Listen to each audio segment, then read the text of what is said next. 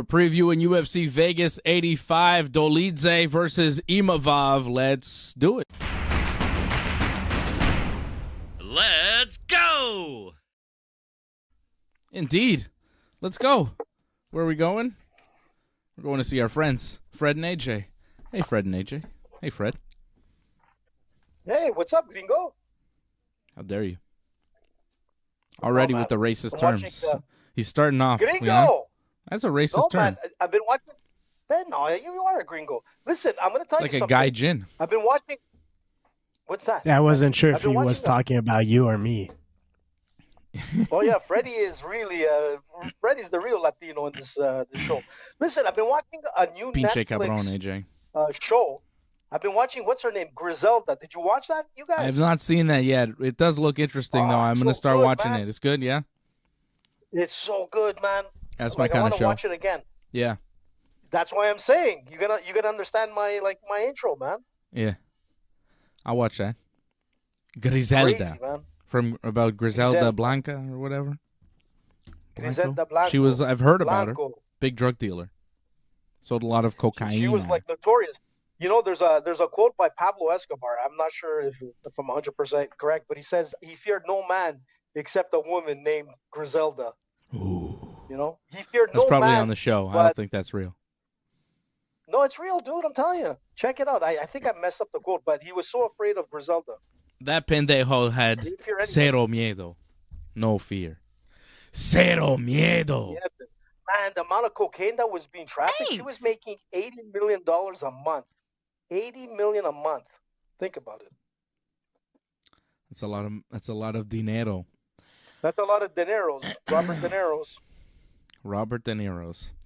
All right, guys. We're doing well here on a Thursday night, hanging out with everybody. Shout out to Angelo, who is in the chat. His name is in green, and he is the member of the team at join.ringsidereport.net supporting the channel. Thank you, Angelo. We see you. How does he do that? How does he do it? He goes to join.ringsidereport.net, and he supports the channel that way. It's pretty good. And you can get sweet T-shirts like the one I'm wearing. Thanks. Well, don't say that too loud because Angelo's going to get mad at me. I still got to give him the T-shirt, if you know what I mean. Over at merch.ringsidereport.net. Yeah, don't worry about that. I'm doing a different type of thing here. Look at that. Yeah, so cool. It is nice, man. So that cool. Is nice. Merch.ringsidereport.net. And we've got new merch on our website right now. So go check it out over at ringsidereport.net and merch.ringsidereport.net. There's a lot going on our website right now. Ringsidereport.net, merch.ringsidereport.net, all sorts of new products. Ooh, a canned glass that we have, too. Looks really nice. We've got some nice new stuff. What? Ooh, what is this? This is show sweet. Them, man. Yeah, I'm going to show this. We're going to get to some MMA. We're going to preview Dolidze versus Imavov. Dolidze. See what else AJ has in his bag of tricks for tonight. See what else AJ's thinking about MMA. I know Dustin Poirier. There was like some controversy today with Dana White and Dustin Poirier. Poirier said that the fight was off against Benoit Saint-Denis at UFC 299. But then he said, nah, I talked to my manager, and I guess I hadn't spoken to him in a while, and the fight is back on. But it seemed like another reporter was saying that, or showed a clip from an interview with Benoit Saint-Denis' manager or coach. I'm not sure. Let me see here. I think it was his coach. Said, this is Guilherme Cruz, who works for MMA Fighting. I think. Hold on. MMA Fighting in Brazil. He says that Benoit Saint-Denis' coach said Benoit was sleeping when the news broke. His wife woke him up saying, hey, you're fighting Poirier. Like he didn't know that the fight was done until Dana announced it. But maybe his manager had made the deal. Sometimes maybe the managers accept without but shouldn't you asking the fighters. It's kind of weird. Getting into the octagon? It seems weird, like, man. It's like, I'm going to go fight. Come on, man. It seems like possibly the UFC announced the fight or the fight became public before the fighters were confirmed, maybe even notified. And that is the story now, but it's kind of it's hazy. And Dana, I think, is firing off some stuff like he's upset. He's upset at who? Exactly. Himself? He seems to be mad at the reporter for reporting this, which is kind of typical Dana. Helwani. I don't know. No, it's I think he's mad at Guilherme Cruz, or maybe. Okay, hold on. Here is a story. I could give you the story. This is from bjpen.com, which is reputable enough.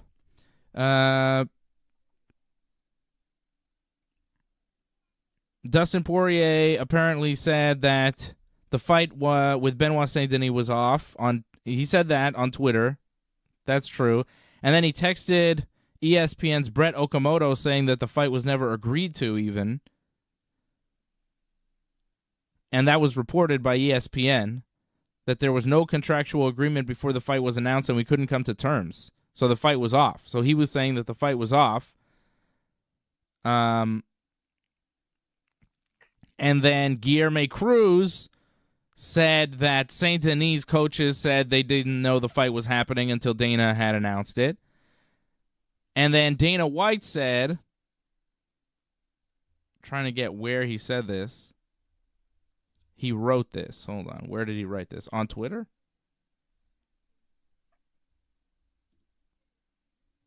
Oh, this is Dana White on Instagram, on his Instagram story. He says, "Hey, Guilherme Cruz, go fuck yourself, scumbag." And then he says, here is another. I think I can show this. Here we go. Here's Dana White. On his Instagram story from today, "You media guys are such pieces of shit, writing whatever clickbait you can to be on first and not right. This is why nobody trusts or likes you. Guilherme Cruz." He's right, with the 2 middle finger emoji signs. Is he right? Because all Guilherme Cruz did was post a video of the coach saying, "We didn't know this fight was happening until Dana announced it." And Dana's like, "Fuck you. How dare you say this?" What? No? How is Dana right? I don't know. He seems wrong in this instance, but maybe he's right. Explain to me how he's right. Well, I'm interested. He's kind of upset still from the Toronto incident with that whole thing with Strickland. I think he has, and many times before that. I mean, going back as far as Helwani and whatnot. But the thing is that separate. Look, I'm just saying is before you report something, you got to go through like the UFC brass to make sure that it's factual. And he's right. Like, you just can't make up stuff. We can make up stuff right now and call a fight that's not really there. He didn't make up stuff. He reported what the coach said. Yeah. He just, I mean, there's an interview that he tweeted out. Like, there's a video of the coach saying, "Yeah, we didn't know." That's so why is Dana lashing out? Like, I don't understand why Dana's mad at the reporter for just saying, "Yo, we did an interview with the coach, and the coach said Benoit Saint-Denis did not know this fight was happening." Until the UFC announced it. Okay, well, maybe his management got news of it and it didn't get to Saint-Denis, and his management probably said, "Yeah, Dustin Poirier, for sure, we're taking that fight." That's possible, man. Mm-hmm. Maybe he was on vacation, man. Like, Benoit Saint-Denis is a big time now, man. He's got people that take care of stuff. Okay, explain why Dustin Poirier was saying that the fight was off, though. That's a weird one. Yeah, it's weird.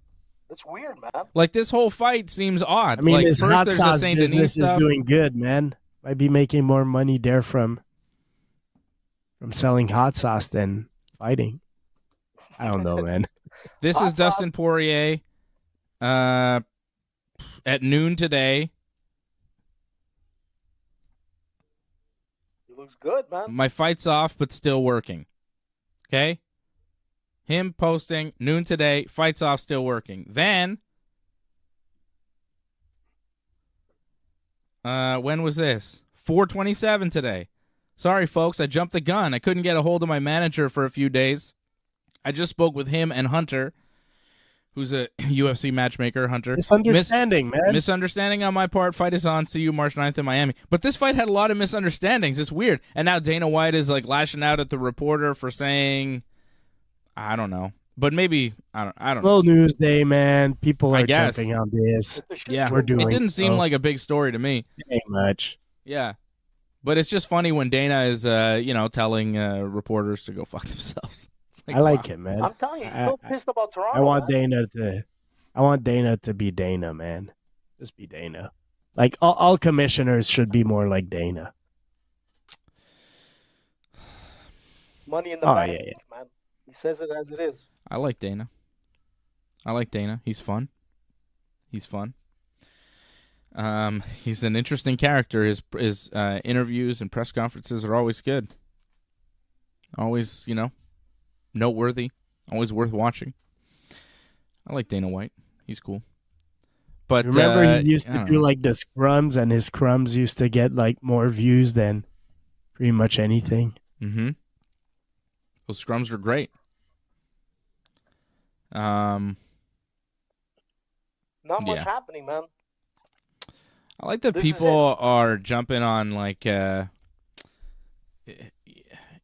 people are asking questions to Dana White about Sean Strickland and all this stuff, and other people were saying, oh, it's really great that these reporters are there asking tough questions to Dana. They're not afraid. It's really brave reporting. And I'm like, is it? I mean, you're just talking. You're in a room. You're asking a question. What's the big deal? I've asked tough questions to Dana, and he's told me not to be a dick.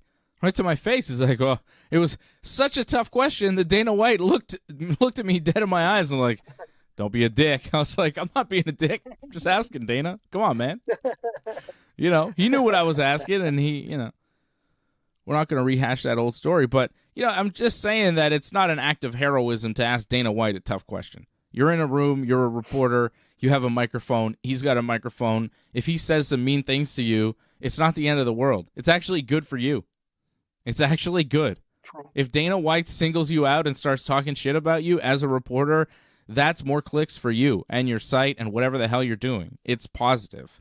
You may feel awkward in the moment, but, suck it up.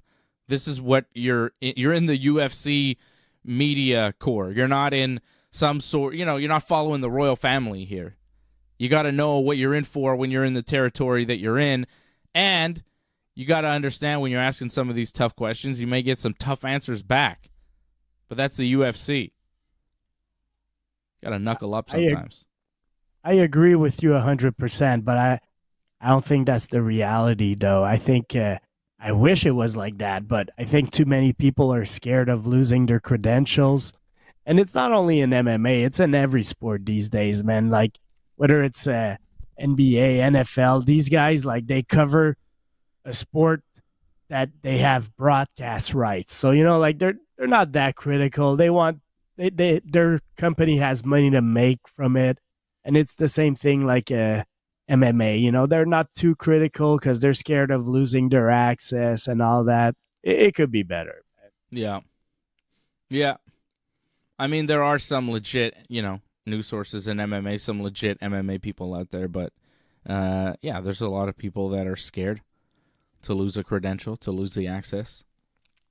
Like, I mean, this last fight with Sean Strickland, like, everybody in media felt as if they were like, oh, we're on the right side and we need to do this. But, like, we knew what was going to happen and all. So, I don't know, man. I don't see it as anything more than a circus act. And, the media that started that discussion should have expected that to happen with Sean Strickland. Yeah. And they probably knew it was going to happen. And that's Yeah. what they were looking for. It was a little bit of a circus act. Like, what is the point of asking Sean Strickland, noted homophobe and UFC madman, about gay rights? Like, why would you ask him about these things? Like, it doesn't seem like it advances anything other than controversy. And it's really just more inflammatory, hurtful statements that are going to come out of Sean Strickland that really don't need to come out of him. I would prefer not know what he's thinking about all these things. I would not ask him that type of question. I don't think it gives you any information on how the fight is going to play out, on how the UFC business is working. I don't think it gives you much other than, clicks and controversy and and stirring up, but also stirring up some nasty stuff too. Of course, Sean is going to get blamed because he's the one saying the things. But, why are we talking about these things when preparing for a UFC cage fight? Why is this the most pressing issue? It just bothers me that we have to go to this level so often when, I'm just trying to watch the fights. Well, everybody in media wants the got you moment, they want they want their moment where they can say, I got you, man. This is, you're a bad person. I got you. Mm-hmm. This is what it's become. It's not it's not great, man. It could be much better media. Yeah. And I don't know what they're expecting the end game is with the UFC. What do you want to happen? I understand, I am offended by a lot of what goes on in the UFC, cage side and how things kind of transpire and some things that Dana says and some things that the fighters are allowed to say. I don't like it, right? But I don't expect anything to happen because at the end of the day, I do think Dana White is the right guy to be running the UFC. I don't think there's anybody out there that would do a better job of doing the Dana White job right now. And no one. It is what it is. It's part of the UFC circus. I just, I don't like all that stuff. I don't agree with a lot of it, but I don't know what people expect to happen. What's the end game? Getting Dana fired? You really think Dana's going to get fired? Vince McMahon had to become a sexual predator, trafficker, head shitter, terrible human being. I read the legal document, the complaint on Vince McMahon. It is horrific. They had to get all of that on Vince to get rid of him at TKO. They're not getting rid of Dana. They're not just going to drop Dana because he allows some harsh words to be said in the UFC. So I really don't know what, the reporters expect, because it does seem like there's a large group of people in MMA media that are demanding some sort of reform from the UFC, and they're not getting it, and what they're getting from the UFC is more pushback. Because I think the further you push Dana, the more you say, Dana, you need to tell the fighters to stop saying this, and you need to be more, like this and less like that. He's going to push back more because that's in his character. He is a rebellious individual. That's part of what makes him Dana White and why he's been able to, believe in the UFC, this cage fighting that was illegal in most states, and make it a mainstream sport. He believed in it because he's got a rebellious nature, right? Let's not bring Donald Trump into this, AJ. I haven't said Donald Trump's name, and I'm not trying. I don't want to bring him up. That's one of the parts of the UFC that I don't really like, because I don't want to see Donald Trump or Joe Biden cage side. I don't want to see any I don't want to see George W. Bush. I don't want to see Jimmy Carter if he's still alive. I'm not sure. I don't want to see Bill Clinton. I don't want to see any of these ex-presidents ringside at a goddamn cage fight, taking all the attention away from the fighters and the action. I'm not interested in that. I don't care who it is. It's not about Trump for me. It's about the goddamn politics of it that's unnecessary. I don't need it. Yeah, but there's politics in every sport. But I'm going to tell you something. No, there is. No, AJ. No, see, that's incorrect. No, it's not. No, you can't. I'm not going to let you just say, well, there's politics in every sport and it's fine. Tell me any other sport that regularly has an ex-president in the stands. Tell me one sport that regularly has ex-presidents in the stands. Well, ex or current or whatnot. It I mean, doesn't matter. yeah, well, there while, could but be it's politics very rare. without an They're ex-president, allowed to be and there could be politics without an ex-president, man. Sure, but what I'm saying is the UFC, whether it's like jerseys and things like that, there's a lot of politics. They're the only one pushing aside front and center. They're the only one saying, "Yo, this is our guy." I disagree. What other sports league is doing that? I've never seen a president at Major League Baseball games where it seems like Major League Baseball is endorsing this president. You're focusing on the president.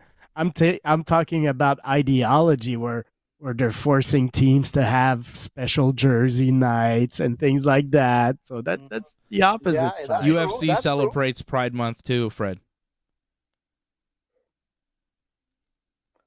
You say so. but I don't they know. do. I don't pay attention. They do. They do video packages. They try to. Good. They do it. They did it last Good, year. man. But I'm saying, like I I'm say, not. man, I'm they're saying not the only one you getting can say political. woke man. ideology and shit, but like UFC's, they try to get in on that train too because Okay. it's a good money train. Come on. They stop at. Anyways, I don't really want to talk about this. All I'm saying is they're the only ones that have a guy I mean, who's their political mascot. Like no other sports leagues have that. I think it's unnecessary. They don't need that guy all the time. Like I get that Dana thinks he's cool, but like part of the reason why Dana has him out there is because, he recognizes that it's going to cause controversy and he's going to get pushback, and he likes that. He's confrontational. No. What if he likes the sport, man? And that's where you're wrong, Dave. And I'm going to be honest, man. He can have a just private because box, you though. have He doesn't need to certain be power of position. there front and center. Listen, the CEO of Spotify is a huge MMA fan, a huge UFC fan. I mean, why can't somebody enjoy a particular sport? Some people don't Obama's like MMA, been some to people some like NBA soccer, games, basketball, man. How many? I don't see him that often. I don't know, man. I don't watch the How NBA. many events He has loves Trump really baseball. been to, man? I mean, he went to more than 2 last year, no? I feel like he was at a lot. Ew. I mean, it seems like a lot. He's retired, it seems like man. He's it enjoying just life. feels to me like they're the only sports league that has, their guy. That's clearly a guy. And I think, maybe it's but he saved it's a that lot. sport, Dave, and that's what you fail to recognize. And what most people don't realize, because of this, I didn't want to talk about this guy, never AJ. been to I was talking about something else, but you derailed me again. I had to. Politics. Because Yeah, know you what? started Because with the sometimes politics, journalists, AJ. Yeah, AJ. What were we did. talking about? Fred, what was I talking Listen, about? man, I'm just saying Somebody in the chat is help me. that sometimes the whole truth is not. Yeah, put out. Patrick is 100% right. Pride nights should not be considered political, and the fact that That's it true. is a That's problem true. in I some agree with that. sports where some of the athletes don't want to wear the jerseys, I kind of go, come on, man. But that's another story that I don't want to talk about because I know you guys have different opinions, and it's going to get weird. Lay it out, Dave, man. It's No. good for the ratings. No, But, I don't think. Send up. Listen, man. No. Who won the World Series? Not the Yankees. Who cares? Who won the World Series? The Rangers, didn't they? I think so, huh? Texas, man. Everything's big in Texas. Why? Or I bigger. think they were Was- they were the only team to not have a Pride night. Oh, were they really? Wow. Well, they were. They used to be owned by George W. Bush. Was he there? Georgie, who likes his cannabis. That's what he did before he was president. He was the owner of the Texas Rangers. Pretty cool. Good for him. True, man. You're absolutely right, man. I forgot about that. I would have stayed owner of a Texas Rangers baseball team and not gone into war crimes. That seems like a little much. Yeah, that's a better choice. I Maybe. think. You Much know, better choice. Let's not endorse torture. And he could have let's still do smoked something his else. weed, man, and watched baseball. He was a charming fellow, though. Really charming. I think the UFC should have him cage side. That's not controversial at all. As a spokesperson. I mean, he's been to baseball games, man. You see? Talk about politics, man. George Bush been to a lot of baseball games. Yeah. Even guess after it's- his presidency. I guess it's different when you're at a You're UFC. just hating on Donald Trump. Nah. Maybe Not because the UFC, Not it's like one event. Like, I'm not watching Texas Rangers games. You know what I mean? You're right, Angelo. AJ starting a fire. What the hell was I talking about before that? Who cares? Dana White jumping all over Listen, it's the going to be a boring weekend. media. I just think that, Yeah, but he's got nothing's some going to be points, done. too, you Like, know? It's TKO is not going to get rid of Dana White. He's here to stay, and there's stuff that I may not like about the UFC and I may not agree with that Dana White is doing, but at the end of the day, I still like Dana White, and I like him as the president of the UFC. I like him running the show. I don't think anybody else could really do it, and I don't think that anything's going to happen. Dana White is not going to tell the fighters to stop saying crazy shit. In fact, he's going to probably encourage them to say crazier shit because it causes the controversy. Well, I mean, he's not going to encourage them to say crazier shit, but he's going to say, like, whatever you guys say, you can say, because Dana White is down for that confrontation. And I think that the more the media attacks that type of stuff, the more Dana is going to push back on it. Dana also understands who works for him. Like, these fighters, it's not like a team sport where you grew up and you learned, like, you got to protect the team. You can't do nothing to embarrass the team or whatever. All these guys, they're individuals. So, if they don't feel like, if they believe what they say, they don't feel like they're bringing any shame to themselves, because that's their actual belief. So they're going to speak up. So in a sport like that, with guys that have a lot of testosterone, rebellious, you mentioned about Dana, the same thing could be said about fighters. Well, you're going to get some comments sometimes that people are, what did he just say? I mean, you take it for what it is, man. Let's stop policing everybody's thoughts, man. It's like what has happened where you can't disagree with somebody, man. Just disagree. Just say he's an idiot and move on, man. Like, I say that often, man. This guy's an idiot. Fucking move on. It is a wild climate in the UFC, though, right? Don't you think the trash talk now is crazier than it's ever been? Bah. You don't think? Yeah, and sometimes. Yeah, I think so. I agree with you.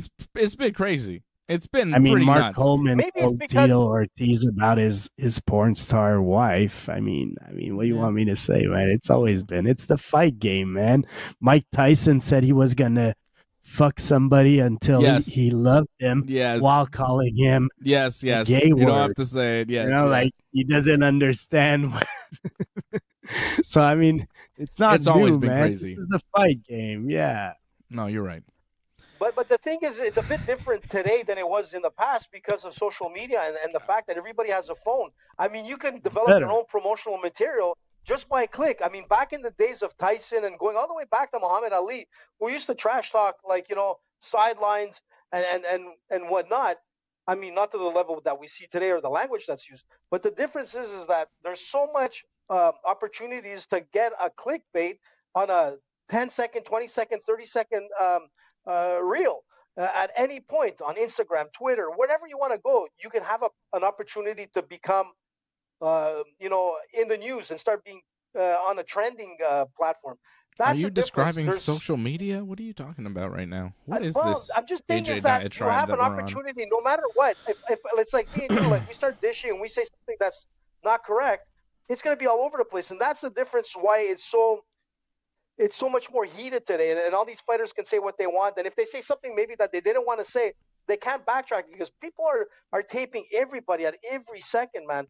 And you know, you might say something like, for example, you made a good point before about Strickland, which you didn't finish the whole thing, because Strickland's interview, when he was talking about, like, homosexuality and all that kind of stuff, people don't cover the whole thing that he said. I don't agree with everything he said, but he did say that he had no problems with anybody in whatever way they wanted to be in their lives.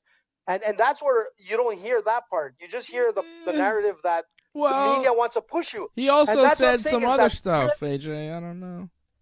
He did say a lot of shit, but, like, we don't see the whole interview. And if you listen to the whole interview, you'll be like, okay, sometimes he just goes off the rails. But the thing is that fighters will speak their heart, man. And I like that, man. I like that mentality of speaking your heart. And like I said earlier, man, they represent the UFC, yeah, but it's not the same thing as I represent the Yankees, I represent the Dallas Cowboys.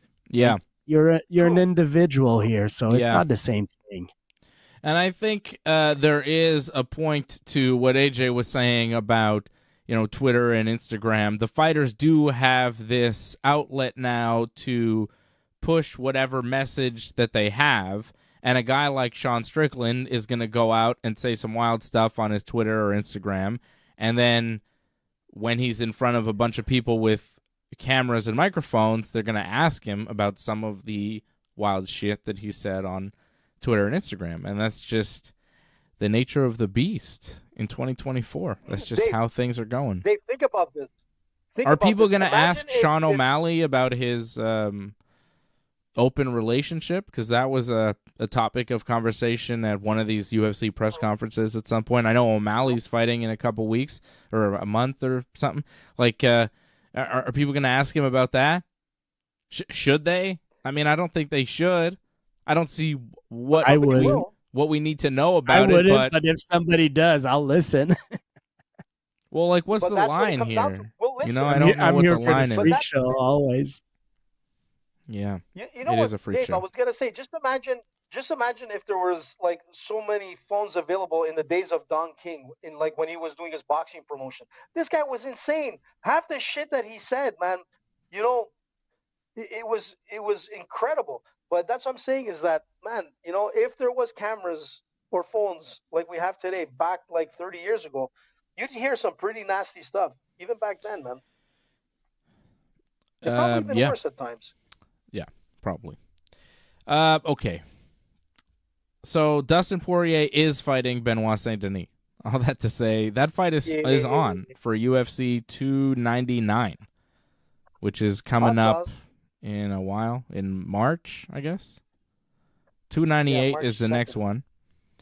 And 299, O'Malley versus Vera, Poirier versus Saint-Denis, March 9th in Miami. Kevin Holland, Michael Venom Page, Jack Della Maddalena versus Gilbert Burns, and Piotr Yan versus Song Yadong. Yep. Alexander Volkanovski, Ilia Topuria is the next big UFC main event on pay-per-view. It's UFC 298 in Anaheim, California. So we're on the road here to UFC 200. 2 more pay-per-views before 300. Right? It's crazy. That'll be cool. UFC 300. Adesanya is like tweeted or said on Instagram, like he posted a pic of himself with the number 300 on it, as if maybe he would fight on it. Let's see. It seems like the fight, right? We talked about it last week. Adesanya versus Dricus. Yeah. Not Pereira, right? I prefer Dricus. Him and Pereira are 1-1 in the UFC. Yeah, but he lost his last fight at 185. I'm not a big believer of guys losing the championship and then going up in weight and being competitive. Like, Pereira did it. Props to him. But let's take another example. Sterling. Is Sterling fighting on the next UFC pay-per-view, I think? I think so. Against Henry Cejudo. Yeah, but isn't he going up to 145? No, sorry, not Henry Cejudo. No, sorry. No, Merab. It's Merab. No, Merab's fighting Cejudo. Yeah. Yes. I'm forgetting who Sterling's fighting, but he went up to 145, and I'm not convinced he's going to have a lot of success at 145. Like, if you lose I like seeing champions go up in weight class. Like, if you're the champ at 145 and you want to go fight at 155 like Volkanovski did, I'm down for that. But if you lost the title and you're just going up in weight class and hope to be competitive at the highest level, I don't think there's a lot of examples of that working. I say maybe Dos Santos, but even him, he wasn't that great at welterweight. Yeah, but I mean, Adesanya is the last guy to beat Pereira. I don't know. There's the trilogy, and Pereira would be the fresher fighter because Dricus just, I mean, he looked pretty rough after that Strickland fight, which was, a couple weeks ago. We're talking about a fight in April. It's a quick turnaround for Dricus.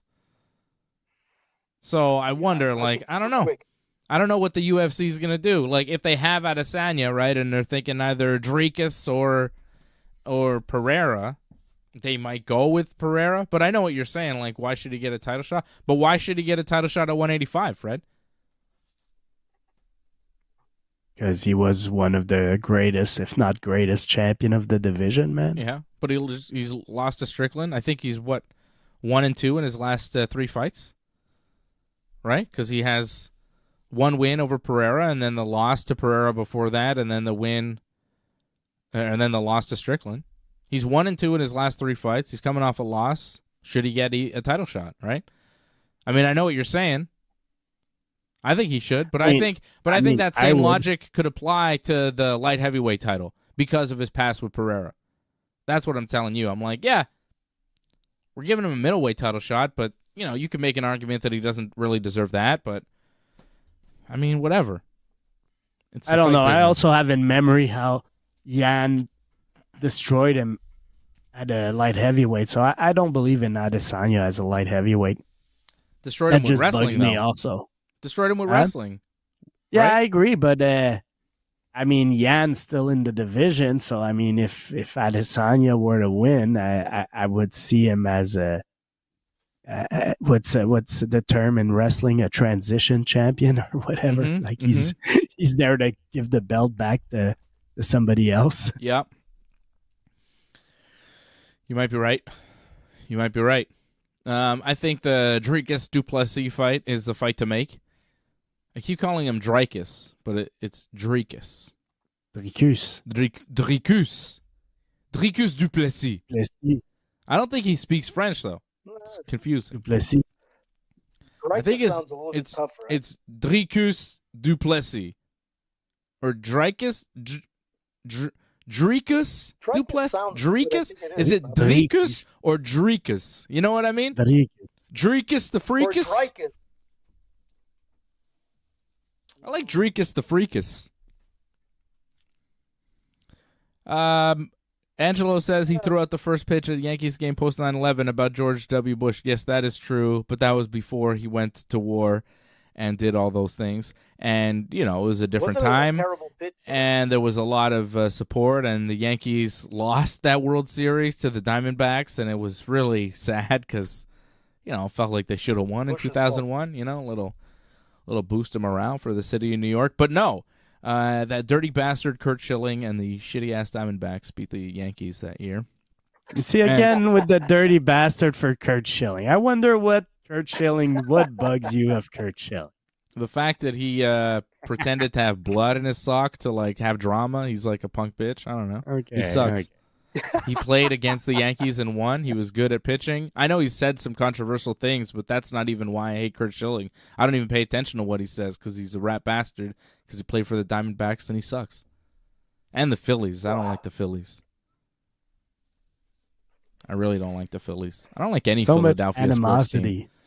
I don't like Philly sports teams. You like Philly sports teams? I don't like any of them. There's something about them.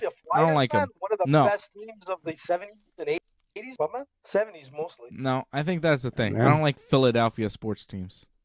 76ers? What you got against Allen Iverson, man? I like Allen Iverson, don't get me wrong, but I don't like the 76ers.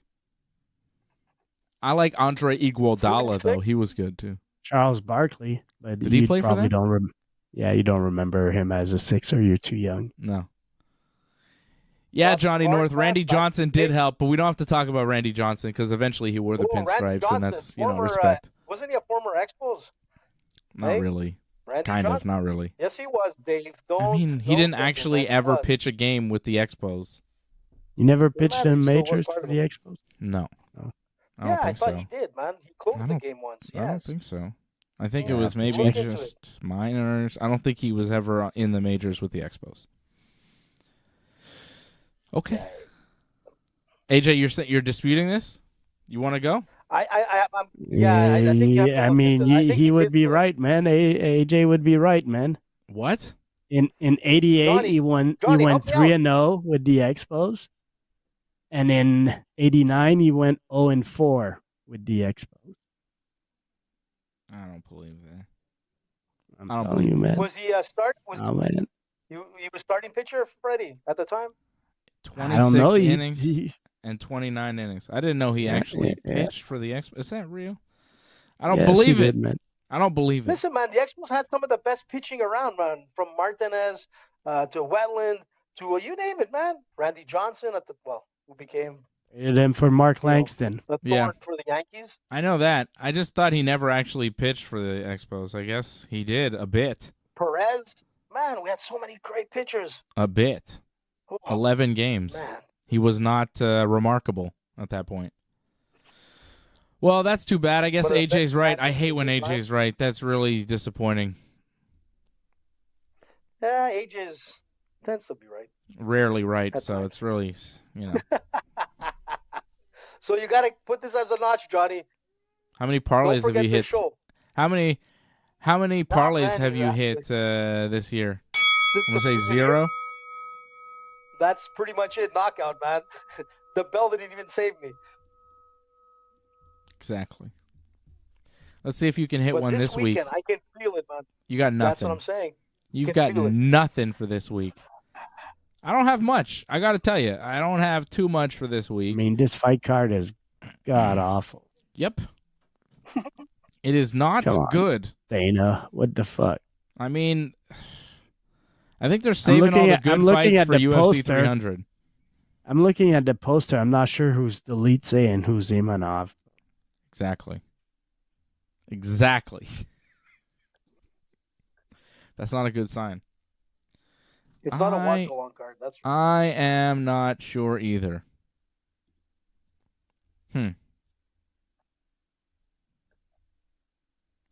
Which one is which? Who is Dolidze? I think it's Dolidze on the left and Imavov on the right. Yeah, that would make that- sense because of how the names are placed. and there's a record here too. 12-2, 12-4. So who has what record? Who's 12-2? Who's 12-4? Dolidze's 12-2. So yeah, Dolidze's on the left. 12-2. Yeah.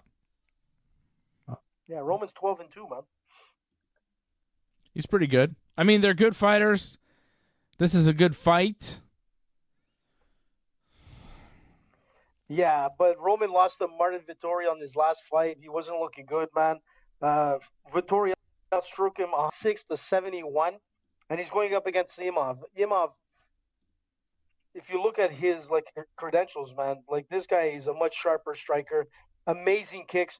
Another thing with Roman is he has a problem defending kicks, which was the case with Marvin Vettori. I mean, I don't think anyone's getting knocked out. I think this is going to go to a decision, in my opinion. But, I think Imavov, or whatever you want to say his name is, I think he should be able to win this match. Nasruddin Imavov. Nasruddin is the favorite, -160. Roman Dolidze +140. It's a middleweight fight in the main event at the Apex this Saturday on TV. Are these guys ranked at middleweight? Man, look, if you look at some of the guys he's beat, man, and they're not great wins. He's won. He's won against Starapoli, Dokas, Hawes, and then he beat Jack Hermanson. And that was a weird fight as well. I mean, Roman wins, but not against the most dominant fighters. Nasruddin Imavov has wins over Ian Heinisch, Edmund Shabazian, and Joaquin Buckley. He had a unanimous decision loss to Sean Strickland, where he got beat up pretty bad in January of last year. Then fought Strickland's teammate Chris Curtis. It was a no contest after a headbutt left Curtis unable to continue. Yes, he was doing well in that fight. And I like Nasruddin Imavov. He's been impressive. He's only 28 years old. He's from Dagestan, but I think he was born in Dagestan, but lives and trains out of France at the MMA Factory. I think he's a solid prospect. Just 28 years old. He's got a lot of experience. Roman Dolidze, 35. Maybe kind of heading out of his peak performance years here as an MMA fighter. Like I said, bet99.com. Go bet with us at bet99.ringsidereport.net. Nasruddin Imavov, -160, the favorite. Dolidze, +140, the dog. I agree with that. I'm going with Imavov for the win. AJ going there too. Freddie, Imavov, we making it a clean sweep, picking the favorite in the main event. Yeah. Okay, the rest of this card is going to happen. A lot of fights. Yeah, a lot of fights, A lot of fights. Yeah, I don't know. I mean, the co-main event is a little bit interesting. Drew Dober and Moicano. Both guys are on a decent streak, man. Dober won 4 of his last 5, and Moicano also is on a decent streak, and he's a submission guy. Can he get a submission on Dober? I'm not sure. Should be a decent fight. I'm not sure what it really means, though, for the division. Yeah, I don't think it means that much. The other fight, the main event, means more. Dolidze is ranked 8th, and Imavov is ranked 11th at middleweight, so these guys are ranked. The other guys at 155 pounds. Dober's ranked 15th. Moicano's ranked 13th, so they are in the top 15. Moicano's a pretty big favorite, I think I saw. What's the odds? Really? Renato Moicano. Minus 175. I would call this almost a pick 'em if I were to put some odds, but maybe plus 150. Dober has a chance, man. Here, I'm going with Dober. I'm putting him on my parlay. My parlay is Imanov, Dober, and I think I'll keep it to that. Yeah, I'll keep it simple, man. Dober, Imanov. That's my parlay. I like it. I like that parlay. I like Drew Dober, too, in that fight. I think Dober pulls it off. AJ, what do you think about the co-main event? I'm going to go on your side as well. I like Drew Dober. I mean, it's a pick-em fight, man. It's going to be – this is a tough one. I probably, wouldn't put it on my parlay, but if I had to and I had no choice, the edge would go to Drew Dober. 27-12. Renato 17-5. Yeah, I'm going to go the same way as you guys for the first 2. Wow. I'm curious to see if you're going to go with the Randy Brown and the Muslim fight. Yeah, I don't know about that fight. That's a good – I like Fred's parlay. The Imavov Dober parlay. Main, co-main parlay. This is not the deepest card.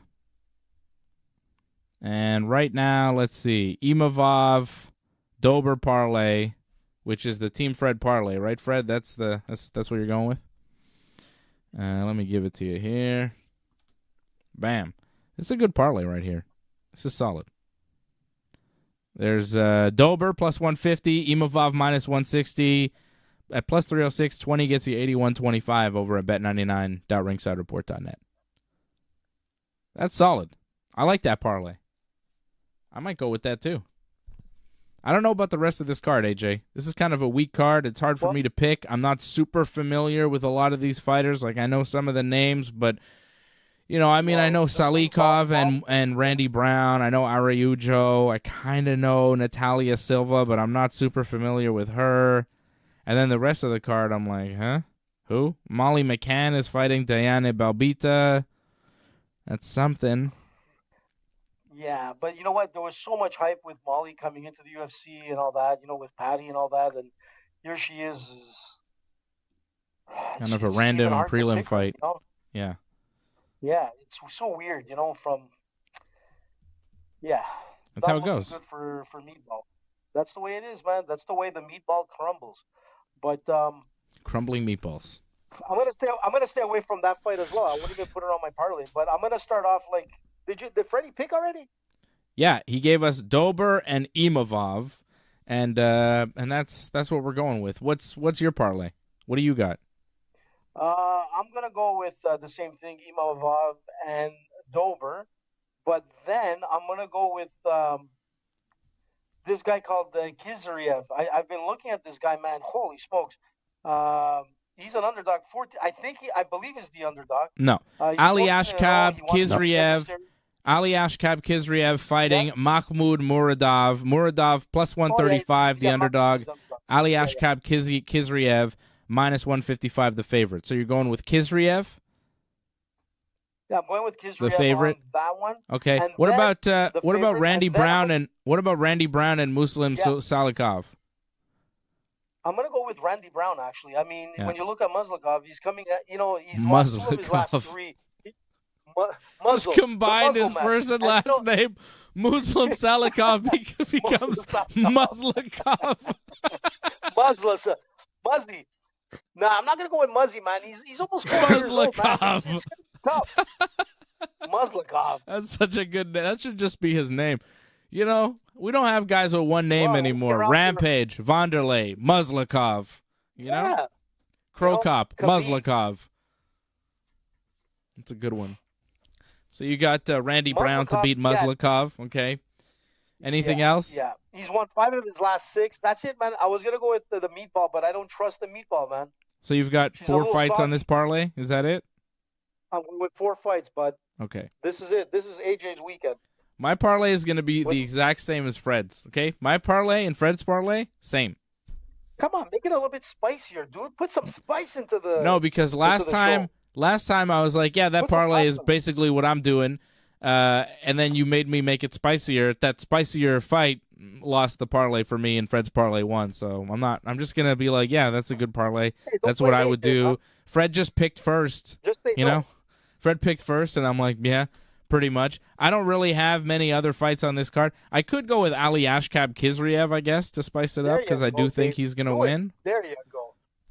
That's the way you do it, bud. Okay, I'll give you a parlay then in a second. Here's Dober. AJ's parlay's got Dober, Imavov, Kizriev, and Randy Brown. I just think Muslikov might surprise some people and beat Randy Brown. I don't trust Randy enough at minus 270 to place a bet on him. That's why I wouldn't put him on my parlay. Anyway, you never know. He might win. He's supposed to win. Minus 270, you know. Good favorite. My plus 816 is the parlay number. $20 gets you 183.18 over at bet99.ringsidereports.net. So there is AJ's parlay. It's Muslim Salikov, Randy Brown, Ali Ashkab Kizriev, Nasruddin Imavov, and Drew Dober. Johnny North saying only Fred won this year? No, I've won several parlays this year, Johnny North. I don't know what you're talking about. Fred has won. I have won. It's just AJ that has not won. So here, I'm going to give you my parlay. I'm going to keep it real simple. I'm just going to do this. Bye Randy. Randy's gone. And so this is the parlay. It's Dober, Imavov, Kizriev. 20 gets you 133.67. That's a solid parlay for Team Dave. That's not bad. Go there. That's what I'm doing. So Kizriev is on my parlay. Ali Ashkab.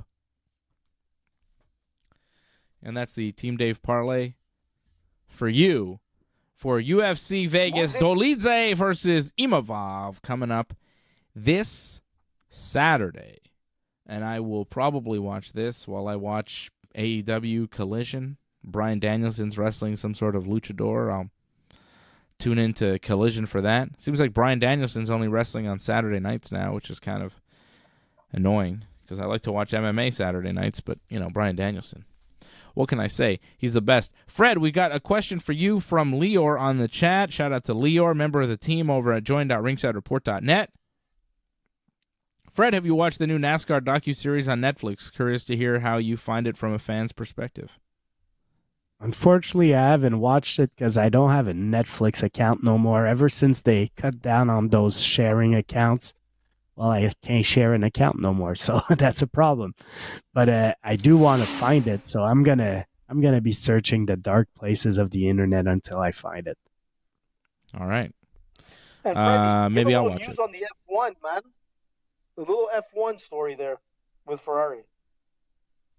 Ferrari's got a new driver, man. You're the one. You're the Italian man. Tell us your thoughts. Listen, man, my thoughts are I'm so happy to see Lewis Hamilton coming into the into the Ferrari team. I mean, you know, there's been a lot of talk this week, everything from Schumacher and some like reports that were out about him, like some rumors and whatnot. Hey, Schumi, man, like, you know, it's been a long time. You know, apparently there's been some interesting development. He's still driving? But no, he's not, dude. He's been isolated for over 10 years. I mean, so there's been some rumors about that, and it's great to hear his name because as soon as I hear Schumi, I think Ferrari, and then, you know, it couldn't get any better with Lewis Hamilton joining the Ferrari team. I'm a big Lewis fan. Always loved his racing. I love his style, and like I was saying to Freddie, man, I love the way he presents himself. I mean, the guy is so cool, and it's even better now, man. It's Ferrari, man, Ferrari time. It's the Black Stallion coming to Ferrari, man. I love it. Yeah, Michael Schumacher had a skiing accident, right? And he's like, well, yeah, real bad, right? he basically, yeah, he had a GoPro on his helmet and he collided into a rock or a tree a long time ago. And he's been basically there's like so many like contracts, and whatnot that you cannot see this man. So a lot of people haven't seen Schumacher in whatever condition he's in. And within the last week, there's been rumors about this very, very progressive type of treatment that he's had, to the point where I'm just saying my intel kind of sense, people told me that he was saying that he would walk down to, I don't know if it was his daughter's or his son's like wedding next year. I mean, this is unbelievable. If it's true, I mean, there's rumors I'm that not say seeing that, anything about this being true. Yeah. No, just do the rumors on Schumacher. Because Well, those are rumors, AJ. I mean, I'm talking about. I know. Those are darker places than where I'm going to find my NASCAR documentary. Yeah, but let me tell you, there's Ralph Schumacher, which is the brother of Michael Schumacher. His wife was supposed to be on some reality television show out in the UK or whatever. And apparently she said a few things that were supposed to be, non-disclosure. And they basically threw her off the show and they went wild with what she said. And basically she said that, Schumacher was at the point where he was sitting, and having breakfast, which is unbelievable. Because we're talking about a man who's been in a coma apparently for like over the last 5 to 10 years. It's not a joke. It's crazy hearing this. So if these rumors are true, I'm so happy because like I've seen Michael Schumacher. I've spoken to Michael Schumacher. I had the opportunity to hold his uniform one time, right. like his actual. Okay. And the guy's the coolest guy in the world, man. I'm super bored of this. Come on, Dave. Have some heart for Schumacher and Ferrari. I don't know. You're just going on and on about how much you love Michael Schumacher. Like, I really couldn't give a fuck, man. It's so boring. Yeah. What? You're killing me. Oh, my God. I'd rather end the show than keep talking about Michael Schumacher. Good night. You talking about how much you love him. Like, I don't give a shit. I do, man. He's like one of the greatest drivers of all time, man. Car racing, everybody. And Senna, man. What are you talking about? Skiing and car racing, man. Two things that I will not do because they seem dangerous and I don't want to do it. Well, for Michael Schumacher, it was pretty dangerous. Doesn't even seem that fun, to be honest. I'm not interested. I've never skied in my life, and I never will ski. I'm not interested in skiing. Man, we should do it. Come on, Dave. No. Yeah, man. It's so much fun. A press ski is even better. I don't know what that means. What's a press ski? Nah, Dave. We got to educate this poor guy, Freddie. We'll bring him. You know what we're going to do? We're going to bring him skiing, man. Before the winter is over, we should all go skiing now. No, you won't. You won't bring me because I won't go. I don't have skis. I'm not going to do that. I'm not sure my knees could take skiing anymore. Week, man. Yeah, there you go. Fred's knees can't take skiing, and I don't want to. Yeah, Freddie's knees. Yeah, you got a point there. But it would be fun, so let's just do the après ski. There you go. Settled. I don't know what that is. I'm not doing that either. Sounds weird. It's probably smoking weed and doing whatever you usually do. Just smoking man, weed? It's après ski, man. You just want to smoke weed, AJ? You don't smoke weed. What are you talking about? I mean, usually it's probably a drink or whatever, but we don't drink, so it'd be more like a joint, Okay.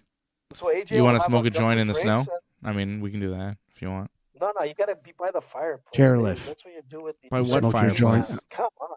What fireplace? Smoke your joint in the chairlift. What is this mythical place you're talking about? Like, where are we at this point? What the hell are you talking about? All right. I'll be back tomorrow to talk about pro wrestling with Johnny North. I think we might have to talk about Vince McMahon. CM Punk is injured. Everybody's talking about Vince McMahon these days. Everybody. It's Well, how can you not, man? It's pretty heavy, man. I mean, I broke the news to you last week on the show, AJ, and since then you must have seen it everywhere, right? It's everywhere. I have, man. I've been Yeah. it's been insane, man. I mean, I've never heard so many people taking like celebrity shits, like from Johnny Depp's wife to now All like right. McMahon. Yeah. I mean, what's up with these people? It's pretty awful. They're weird, man. It's really, really weird. But I mean, Vince McMahon, I mean, it's so unbelievable to hear this stuff that you almost question if it's really true. It can't be that this guy's that messed up, But It feels pretty good. Johnny going Vince again. Yeah, John, I mean, we got to talk about how Triple H addressed the question at the Royal Rumble press conference, because it was, not the best answer he gave. So we got to talk about the game. I could do my Triple H impression. On. They're just moving on. They're moving on from Vince, which, they have to. But there are so many people that work in the company. Here to talk about the past. Yeah, but there are so many people that are there that, Okay, so they're Vince's guys, they're Vince's people. Do you see what Ronda Rousey tweeted? Yeah, about Bruce Pritchard. About Bruce Pritchard, who still works for the WWE. We got to talk about that, Johnny. We got to talk about what Ronda is saying, which is like, she said it, didn't delete it. Bruce Pritchard is basically Vince's avatar. If he's still around, Vince still has a hand in the business. Vince was still running things through Bruce when he was gone before. So Ronda Rousey saying, like, Bruce Pritchard is there. It doesn't matter what people say. Vince is still running things and still in charge through Bruce Pritchard. And, they'll just keep saying we're not here to talk about the past. What else is Bruce Pritchard aware of? What was Kevin Dunn aware of? Vince left, and Kevin Dunn just kind of quietly left the company as well. What are all these guys aware of? What's Michael Hayes been aware of all these years? What's really going on? Because so many of these guys that were around Vince and real close to Vince, they're still there. A lot of them are still there. And also, any high-profile pro wrestler that has talked in public about having a very close bond with Vince McMahon, who has had big negotiations for contracts with Vince McMahon, is now a suspect, is now under suspicion. Any one of them. Because you go, well, if Vince was doing this with Brock Lesnar, was he doing this with John Cena? Was he doing this with The Rock? What if he was sharing this type of stuff with Brock Lesnar, which, allegedly he was, but who knows? We'll find out. But if he was, is Brock the only one? Is it just Brock, or throughout the years has this been a thing that Vince has been doing? It just raises a lot of questions. A lot of questions. And if you read the report there, the court document thing, I don't know what it's called because I'm not a lawyer, man. But if you read the thing, I read the thing, and it's, it's pretty damning. It's the and you past, can see, man. He's gone. It's not, yeah, but it's the past. But the past is still present in the WWE. It's still there. Nah, man. When you search for Vince on the website, there's no results no more. On the WWE website. Yeah. Yeah. Well, They I've erased got him. They Chris Benoit him. Yeah, they Chris Benoit, Vince McMahon, which yeah, John, exactly. Cena, Shawn Michaels, what do these guys know? What have they known throughout the years? Somebody call Hulk Hogan and ask him. He won't tell you, but it's because Brock Lesnar is involved. Because Brock Lesnar is involved, it makes you wonder, has he done this with other dudes? Have other wrestlers gone along with this? How deep does this go? Because it seems like we know he's been paying people off since at least 2006. At least. Multiple women have been paid off millions of dollars from 2006 to as recently as 2021. So that we know. Let me go here with this. Remember when I got my vasectomy? I told you one of the worst jobs your girlfriend could have is a nurse in a vasectomy clinic because she would spend all day just looking at balls. I think now an actual worse job for your wife would be working for Vince McMahon. Like Yes. if your wife ever comes back to you, Yes. like anybody's wife that ever worked for Vince McMahon, Directly you gotta for look Vince. at you gotta look at your wife right now and go like, so what happened? Was he? Yeah. Yeah. That's was a the good one, worst Fred. job I wasn't sure where for that your was wife. going, man, but yeah, food for thought, man. I mean, I could think of worse jobs, but Makes you yeah, think. it's not, you know, I mean, she wasn't anybody's wife, this woman, but who knows, other women, what was going on. Where's Vince's wife That's in the all thing, this? man. Where's Linda McMahon making a Yeah. statement? Like, she's still married to this guy. She's still married to this guy. They're not really What? together from what I hear. Not really married, not together, not like traditionally married, but, you know, legally. Oh, it's just, there's so much. And the fact that Rhonda's like, Bruce Pritchard's still there? Vince is still running things. You go, damn, Rhonda. Rhonda's like not pulling any punches. Liv Morgan. I said to dressed myself, like Rhonda's Ashley not coming Massaro. back. I said to Rhonda's myself, not that coming means back. Rhonda's not coming back. Nope. Burning the bridges. Go Google Vince McMahon, Ashley Massaro, and see what comes up. It's not going to be good. Not good. What? She died as well. What? Yeah. I mean, not because of, I mean, Vince didn't kill her, but What? It sounded like that. Vince didn't kill her, but I mean, But you know, she But committed what? suicide, so she took her own life, and you know, I don't know. I don't know what happened there, but well, there are stories now 100% coming out. sure There's on all that. sorts Was of she stuff having coming a out. relationship with him or something? Well, there's a Was she working for wrestler him? named Paul London who was on the Rene Dupree podcast who said, you know, that Ashley Massaro would come to him crying about having to go on Vince's private jet and have private meetings with him. And she would come crying about the meetings and what went on the jet. Jesus. Yeah. Man, oh man, I don't want to bring up the Epstein thing again, but I wonder if like McMahon's name is on that guest list, you know? Honestly, it wouldn't surprise me. He's got his own No, guest but I'm list. telling Actually, you know what? No, it would surprise me that's because what I'm Vince wondering. wouldn't take that much time off work. He wouldn't be gone for that long. Like he didn't take vacations, you know? He had all his you know, all his things that he was doing. It was around, you know, Connecticut, in the office, you know, on the road, whatever. Still, man. Ugh. Still had enough time to. Oh, it's so bad, good man. Shit, man. But So bad. imagine how many if that is real, man, and a lot of wrestlers know like the ins and outs and like a lot of those skeletons in the closet, man. It's gonna be a crazy couple of years if this starts leaking and it's factual. Like, you know, like if we start hearing that Brock was involved in some Oh, weird shit, it's which not I hope over. It's not. Over. This will never be over. This- We're gonna know there's more to this. There's definitely more. People are coming out. Yeah, but that's The what I'm people saying. are reaching out with stories.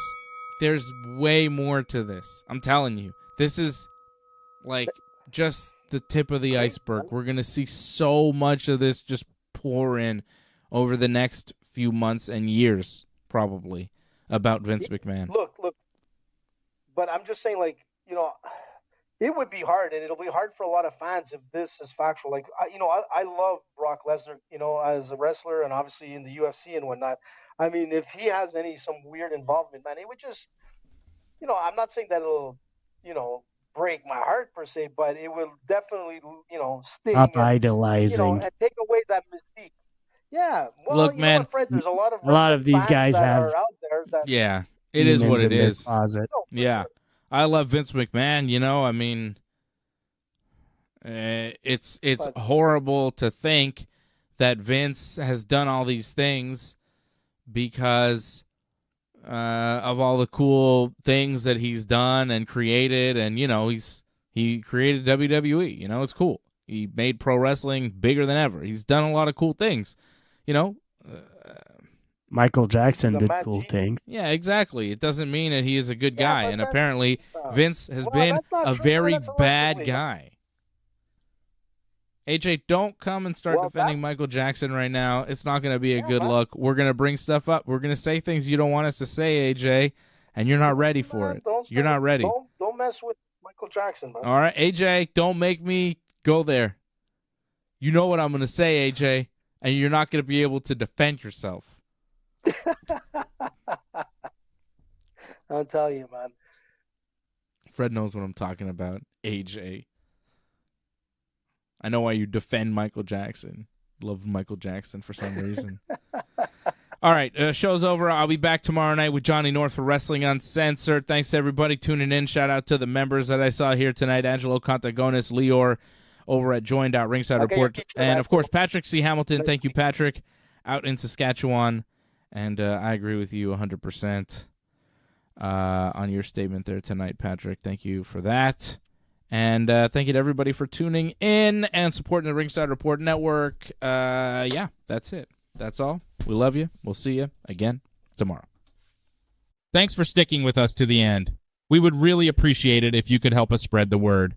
Please share this episode on whichever social media platform you use. Add a comment below and consider reviewing us on Apple Podcasts.